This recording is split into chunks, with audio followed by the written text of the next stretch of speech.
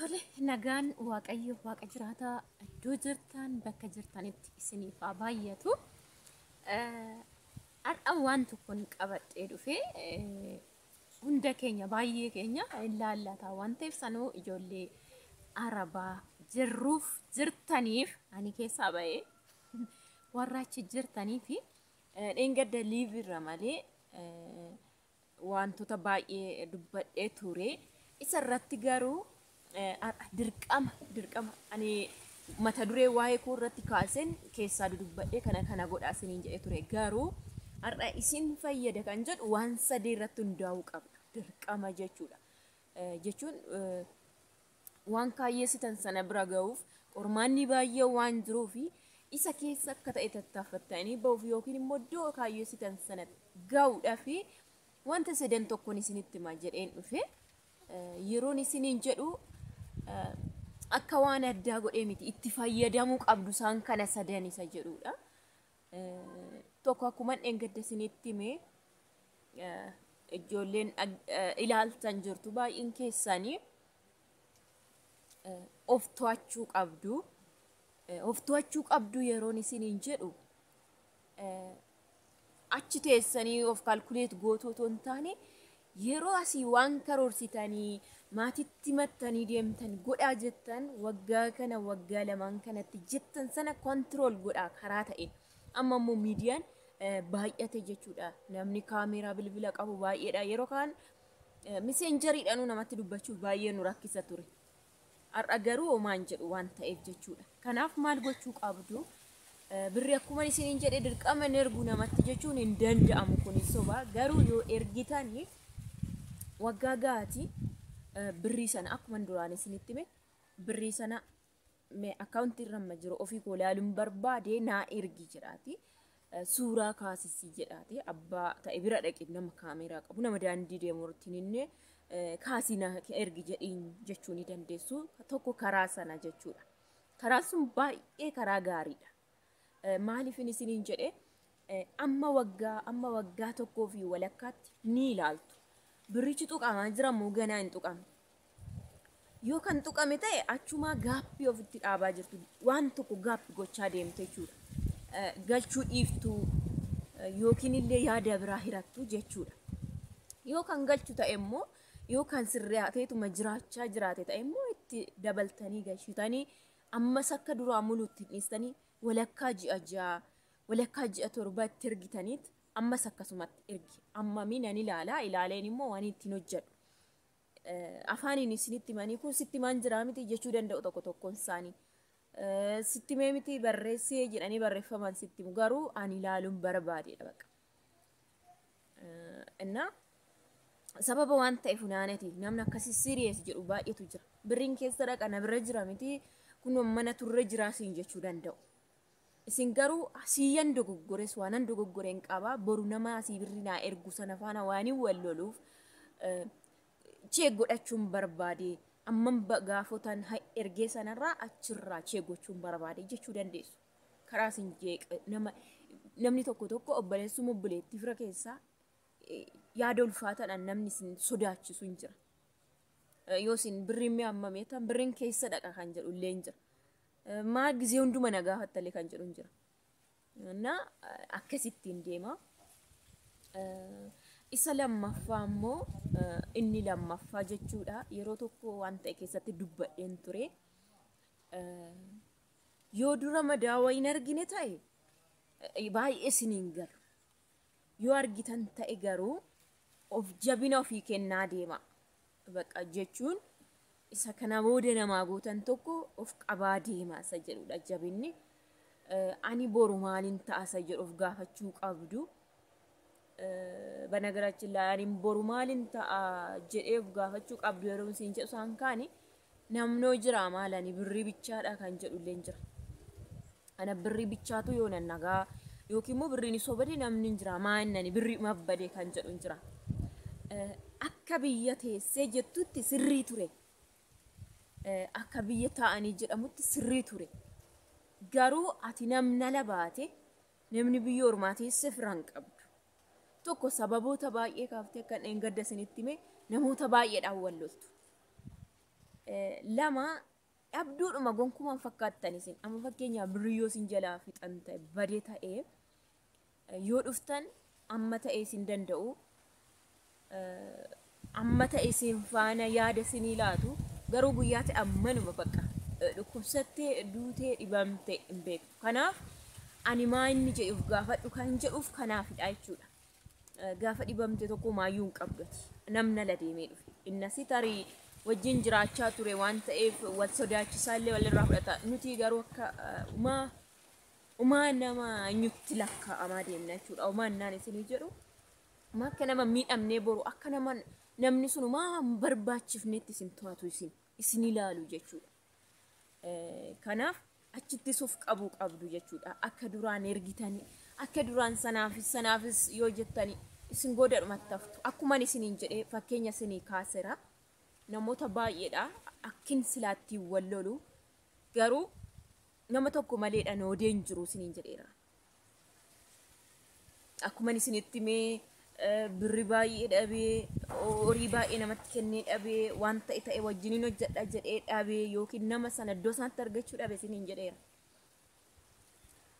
Kana hundumaa otoo nani ta'u jedhee gaarummaa yaadee kennuu baadhee namni narkaaf fuudhu ture. Baay'eedha amman dhufti isaan suuqii saaqatanii naa eegan kan hin jedhee jira. Isaan sun ammasitti kanaanu kan hojjetanii kan hin jedhee jira jechuudha. Garuu hin hojjennes siin deebines ati numa duubatti hafte jechuudha. Kanaaf akkas gochuu birrii keessan isa sanatti hojjetanii isin hin eegan godhanii isin hin eegan waan ta'eef kanumaa isin hin barbaachisu. Isa sanaan sana godhi yookiin amman galuutu sanaan jalqabadhu xumurii na eegi soba kun gonkumaayyuu otoo ofii ta'an immoo baay'ee tokko isin gammachiisaan bara.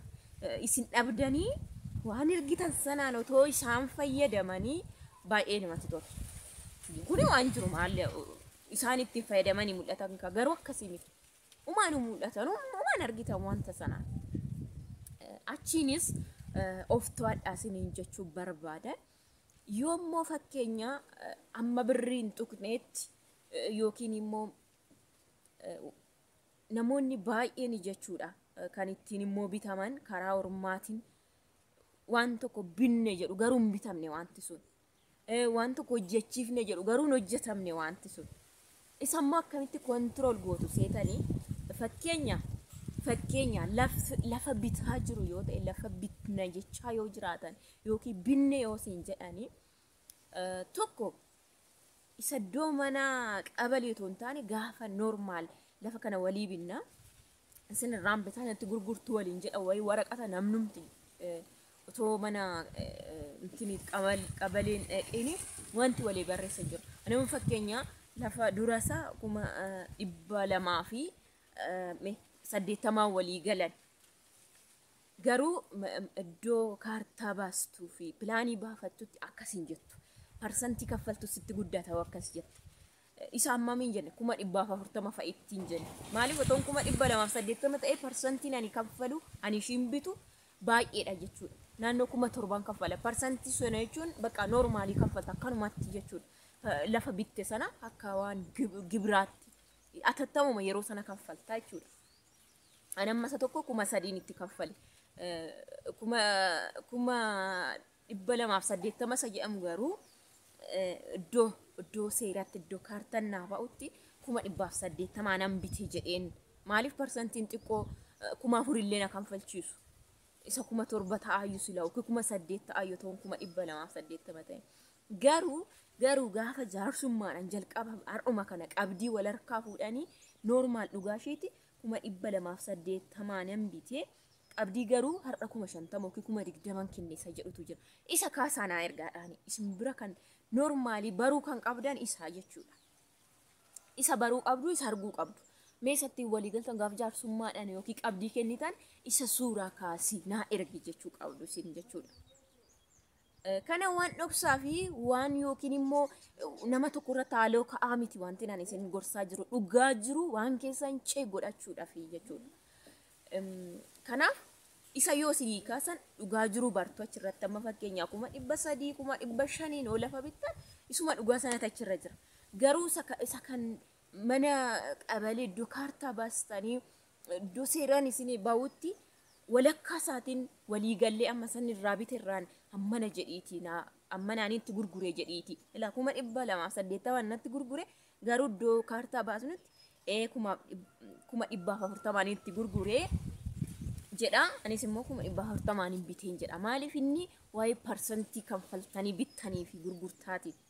Ana shii biteetu kanfalaa jechuudha isa irrattidha siistamni. Kan argitan yoo akkas ta'e kaartaa faana namni tokko kan isinitti agarsiisu isa jechuudha. Innaa dhugaa jiru achirratti hin bartu normaal nama faana waliin tuttanii kaalkuleetii jiru dhugaadhuma jiruuni jechuudha. Garuu dhugaa jiru irratti lafa bittan kan bartanii isa irratti isiniin jedheera. Waraqata gaafa jalqaba qabdii yeroo kennaniiti jechuudha. Kana sadaniin waan keessan to'achuu hin dandeessu. Lammaffaa immoo isuma irratti dabalatuma kanaa irratti jechuudha. Wanna tokko hojjechaa jirra. Fakkeenya ergama wanti lafa duwwaa bisamee ijaaramaa jiraate, hidhamaa jiraate, garafamaa jiraate yeroo baay'ee isinitti mi'an. Fakkeenya baay'een argaa waan baay'een arge koo malee jechuudha. Otoo hin hidhamin, otoo maragamee dhumeera ishii sana tafee ishiidhaaf kana ergi jedha. Garuu inni duraatu hin xumuramne birrichis hin jiru.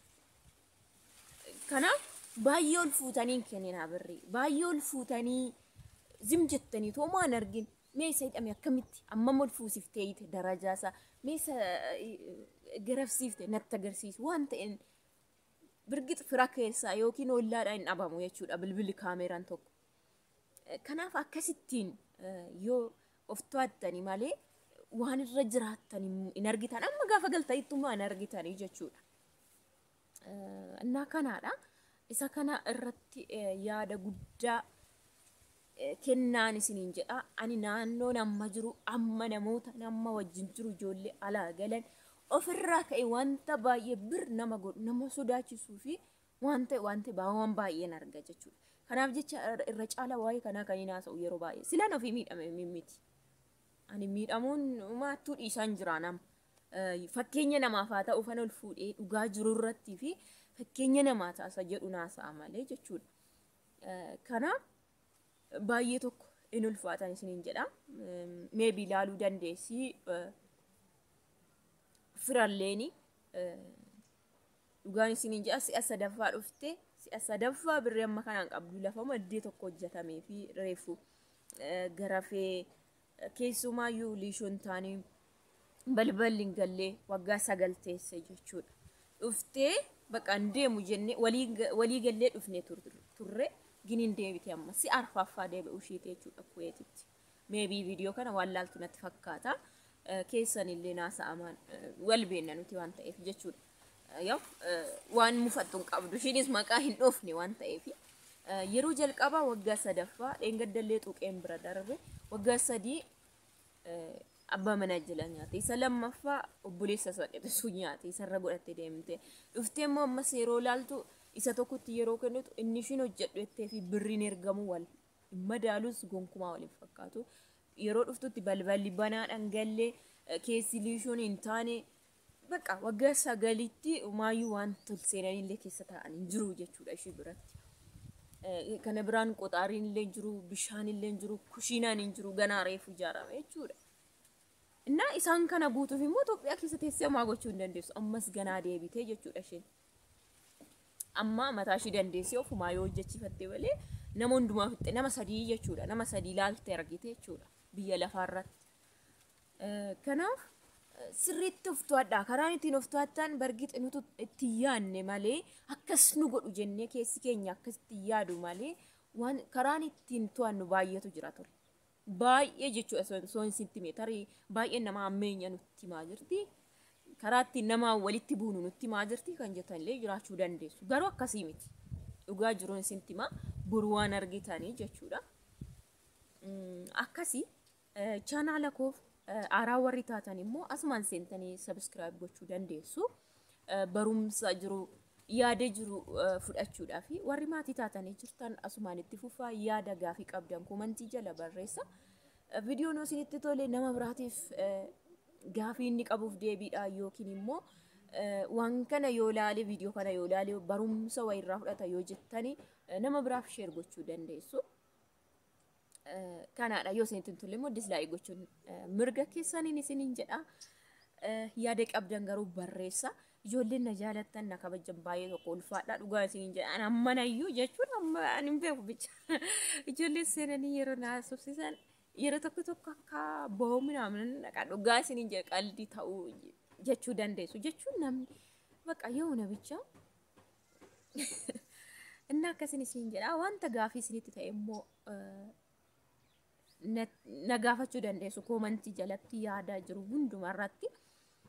Yaa gaafiin xiqqoo hin qabu wanti gaafii isinitti ta'e na gaafachuu ni dandeessu isiniin jedha. Ani immoo isiniifan deebisa. To'adhee qoradhee illee ta'uun isiniin jedha. Akkasii waan faana turtaniif immoo ammaaf baay'ee tokko galatoomaan isiniin jechuu jaaladha. Hin bubbisa ishee alaan jira baay'ee tokko bubbisa hin qorra jechuudha. Akkasiin isiniin jedha. Bye.